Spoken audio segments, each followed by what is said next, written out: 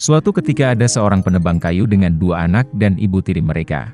Nama anak laki-laki itu Hansel, dan nama anak perempuan itu Gretel. Mereka hidup sangat miskin sehingga terkadang tidak ada yang bisa dimakan.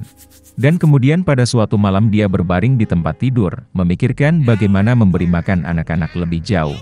Istrinya menasihatinya untuk memiliki anak di hutan, menyalakan api, memberikan sepotong roti masing-masing dan meninggalkan mereka di sana, tidak semuanya mati kelaparan. Tapi si penebang kayu tidak setuju.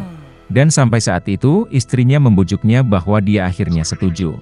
Dan anak-anak, karena kelaparan, juga tidak bisa tidur dan mendengar semua yang dikatakan ibu tiri mereka kepada ayah mereka. Dan saat orang tuanya tertidur, Hansel diam-diam bergegas keluar rumah. Bulan bersinar terang, dan batu putih berkilauan seperti koin. Hansel mengantongi sebanyak mungkin yang dia bisa. Kemudian dia kembali ke rumah dan anak-anak pergi tidur. Di pagi hari, ibu tiri mendatangi anak-anak itu, memberi mereka masing-masing sepotong roti, dan mereka semua pergi ke hutan bersama. Dalam perjalanan, Hansel melempar batu putih satu persatu. Ketika mereka sampai di tempat terbuka, ayah saya mulai menyalakan api. Dia memerintahkan anak-anak untuk duduk di dekat api dan memastikan bahwa api tidak padam, sementara mereka dan ibu tiri mereka akan mencari lebih banyak kayu bakar. Mereka duduk, lelah, dan tertidur. Ketika anak-anak bangun, itu adalah malam yang gelap di sekelilingnya. Dan ketika sebulan penuh telah terbit di langit, Hansel memegang tangan adiknya dan pergi, mencari jalan melalui kerikil, yang berkilauan seperti koin baru, dan menunjukkan jalannya.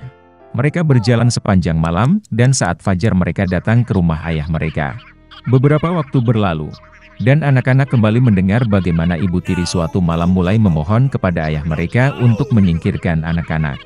Dia menolak, tetapi istrinya tidak mau mendengarkannya, dia mengutuk dan mengungkapkan segala macam celaan kepadanya. Ketika orang tuanya tertidur, Hansel, seperti yang terakhir kali, ingin mengumpulkan batu, tetapi ibu tirinya mengunci pintu, dan anak itu tidak dapat meninggalkan rumah. Pagi-pagi sekali, anak-anak diberi sepotong roti masing-masing, bahkan lebih sedikit dari waktu sebelumnya. Dalam perjalanan ke hutan, Hansel mencabik-cabik bidak di sakunya dan melemparkan remah-remah itu ke tanah. Ibu tiri membawa mereka lebih jauh ke dalam hutan.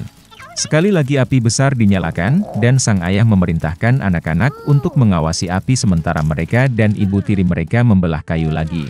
Saat jam makan siang tiba, Gretel membagikan sepotong rotinya dengan Hansel. Dan mereka tertidur. Kami terbangun saat malam yang gelap tiba. Dan kemudian 1 bulan tiba, dan mereka berkumpul dalam perjalanan, tetapi mereka tidak dapat menemukan satu pun remah-remah, karena ribuan burung beterbangan di hutan telah lama memakan remah-remah itu. Jadi anak-anak berjalan sangat lama, tetapi mereka tidak bisa keluar dari hutan. Tiba-tiba, jalan membawa mereka ke gubuk. Saat mendekat, anak-anak melihat bahwa rumah itu semuanya terbuat dari roti dan biskuit, dan jendelanya terbuat dari gula murni. Hansel mengulurkan tangan dan mematahkan bagian atap, sementara Gretel pergi ke jendela dan mulai menggerogoti jendela. Dan kemudian pintu di gubuk terbuka lebar, dan wanita tua itu keluar, bersandar pada kruk. Hansel dan Gretel sangat ketakutan sampai-sampai mereka melepaskan informasi dari tangan mereka. Dan wanita tua itu baik hati dan mengundang mereka ke gubuknya. Sudah ada banyak makanan di atas meja, susu, kue, apel, dan kacang-kacangan. Setelah makan malam, wanita tua itu membuatkan 2 tempat tidur bersih untuk anak-anaknya, dan Hansel serta adiknya mengira mereka ada di surga. Tetapi wanita tua itu hanya berpura-pura menjadi penyayang, tetapi sebenarnya dia adalah seorang penyihir jahat, yang membangun pondok rotinya untuk tujuan ini untuk memikat anak-anak. Pagi-pagi sekali, saat anak-anak sedang tidur, dia mengambil Hansel dan memasukkannya ke dalam sangkar kecil. Dan dia memerintahkan saudara perempuannya untuk melakukan semua yang diminta penyihir jahat itu. Wanita tua itu memutuskan untuk menggemukkan bocah itu untuk dimakan nanti. Jadi Gretel mulai memasak makanan paling enak untuk Hansel, dan dia sendiri hanya punya sisa makanan. Beberapa waktu berlalu, dan bocah itu tidak menjadi gemuk. Kemudian wanita tua itu tidak mau menunggu lebih lama lagi, dan memutuskan untuk memasak dan memakan Hansel. Dia memerintahkan Gretel untuk menyalakan kompor dan mengoleskan air. Ketika kompor sudah hangat, wanita tua itu menyuruhnya naik ke atas kompor dan melihat apakah sudah cukup panas. Jadi dia ingin mendorong gadis itu ke dalam api dan memanggangnya. Tapi Gretel tahu apa yang ada di pikirannya. Dia berkata bahwa dia tidak tahu bagaimana masuk ke sana, dan meminta penyihir itu untuk menunjukkan dirinya. Wanita tua itu marah dan naik ke dalam oven. Kemudian Gretel mendorongnya dan membanting penutup di belakang penyihir itu. Wow, betapa mengerikan wanita tua itu melolong. Gretel sementara itu bergegas ke Hansel dan membuka kandangnya.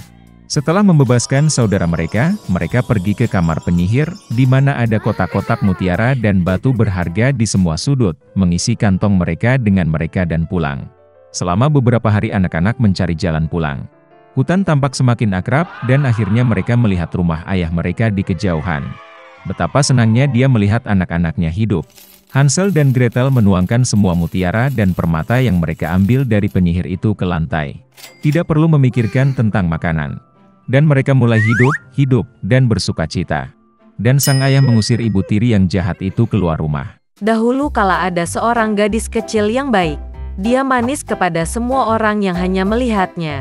Tapi dia adalah yang terindah dan tersayang dari semua neneknya, yang bahkan tidak tahu apa yang harus diberikan kepada cucu tercintanya. Suatu kali dia memberinya topi beludru merah.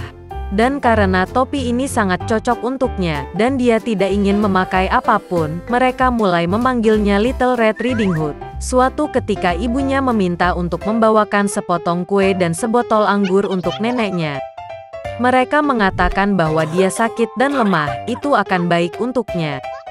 Dia memerintahkan ibuku untuk tidak melarikan diri dari jalan, jika tidak dia akan jatuh dan memecahkan botol, dan kemudian nenek tidak akan mendapatkan apa-apa.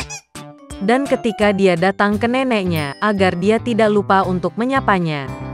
Little Red Riding Hood patuh, mengambil hadiah dan berangkat. Dan nenek saya sudah tinggal di belakang hutan, setengah jam berjalan kaki dari desa. Dan segera setelah Little Red Riding Hood memasuki hutan, dia bertemu dengan seekor serigala. Gadis itu, bagaimanapun, tidak tahu jenis binatang buas apa itu, dan sama sekali tidak takut padanya. Dia menyapa dengan sopan. Serigala itu juga berperilaku sangat sopan, jadi si kecil berkerudung merah memberi tahu serigala itu bahwa dia membawa hadiah untuk nenek tercintanya. Dan ketika dia memberi tahu bagaimana cara pergi ke rumah neneknya, serigala berpikir dalam hati bagaimana dia bisa memakan tidak hanya wanita tua itu, tetapi juga seorang gadis cantik. Dan kemudian serigala berpikir untuk menunjukkan kepada Little Red Riding Hood sebuah padang rumput yang luas dengan bunga-bunga indah. Gadis kecil berkerudung merah, saat dia melihat banyak bunga yang indah, berpikir bahwa akan menyenangkan untuk membawakan nenek seikat bunga segar, karena itu juga akan menyenangkan hatinya. Ya, dan lari dari jalan ke samping, dan mulai mengumpulkan bunga. Jika dia memetik satu bunga sedikit, seperti bunga yang lain memanggilnya, itu bahkan lebih baik, dan dia akan mengejarnya. Dan begitulah ia melangkah semakin jauh ke kedalaman hutan. Dan serigala itu langsung lari ke rumah nenek dan mengetuk pintu. Nenek bertanya siapa yang ada di sana. Dan serigala itu menjawab dengan suara tipis bahwa yang membawakan pai dan anggur adalah Little Red Riding Hood. Wanita tua itu percaya dan memerintahkan untuk menekan kait dan masuk. Serigala menekan kait, pintu terbuka, dan dia lari ke gubuk neneknya. Saya bergegas ke tempat tidur nenek saya dan langsung menelannya. Kemudian dia mengenakan gaun neneknya dan topinya di atas kepalanya, pergi tidur dan menunggu. Sementara itu, gadis berkerudung merah berlari dan mengejar bunga, dan ketika dia mengumpulkan sebanyak mungkin yang dia bisa bawa, dia teringat kembali tentang neneknya dan pergi ke rumahnya. Dia sangat terkejut karena pintunya terbuka lebar, dan ketika dia memasuki ruangan, dia memanggil neneknya. Tidak ada jawaban. Cucu perempuan itu naik ke tempat tidur, dan melihat nenek sedang berbaring, dan dia telah menarik topinya di hidung, dan itu tampak sangat aneh. Little Red Riding Hood bertanya dengan bingung mengapa nenek memiliki telinga sebesar itu. Dan serigala menjawab dengan suara nenek untuk mendengar lebih baik. Kemudian Little Red Riding Hood bertanya mengapa nenek memiliki mata yang besar. Untuk lebih melihat Anda, serigala menjawab. Dan lengannya sangat besar sehingga lebih mudah untuk digenggam. Dan ketika Little Red Riding Hood melihat mulut serigala dan hanya bertanya mengapa nenek memiliki mulut yang begitu besar, serigala itu menerkamnya, berteriak, agar aku bisa memakanmu.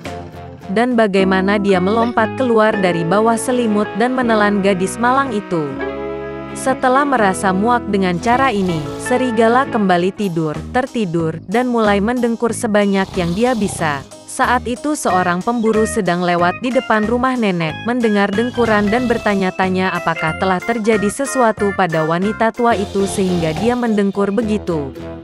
Dia memasuki rumah, pergi ke tempat tidur dan melihat bahwa serigala sedang tidur di sana. Dan dia sudah lama memburu penjahat ini. Dia ingin membunuhnya dengan pistol, tetapi terpikir olehnya bahwa serigala itu mungkin menelan neneknya dan dia masih bisa diselamatkan. Itulah mengapa dia tidak menembak, tetapi membuka lebar mulut serigala, dan melihat topi merah menyala di sana. Seorang gadis melompat keluar dari mulutnya dan berkata bahwa neneknya masih di sana. Pemburu itu membuka mulut serigala lebih lebar lagi, dan nenek tua itu entah bagaimana keluar dari balik kerudung merah. Mereka senang, mulai memeluk dan berterima kasih kepada pemburu. Mereka memutuskan untuk memberi pelajaran pada serigala yang licik. Mereka membawa batu-batu besar secepat mungkin, memasukkannya ke dalam mulut dan perut serigala, dan membawanya ke halaman. Dan ketika serigala bangun, dia melihat pemburu, dan hendak melarikan diri, tetapi tidak dapat menahan beban batu, dan jatuh ke tanah. Ini menyenangkan ketiganya, sementara serigala bangkit dan hampir tidak menyeret perutnya yang berat ke dalam hutan yang gelap. Mereka tidak pernah melihatnya lagi.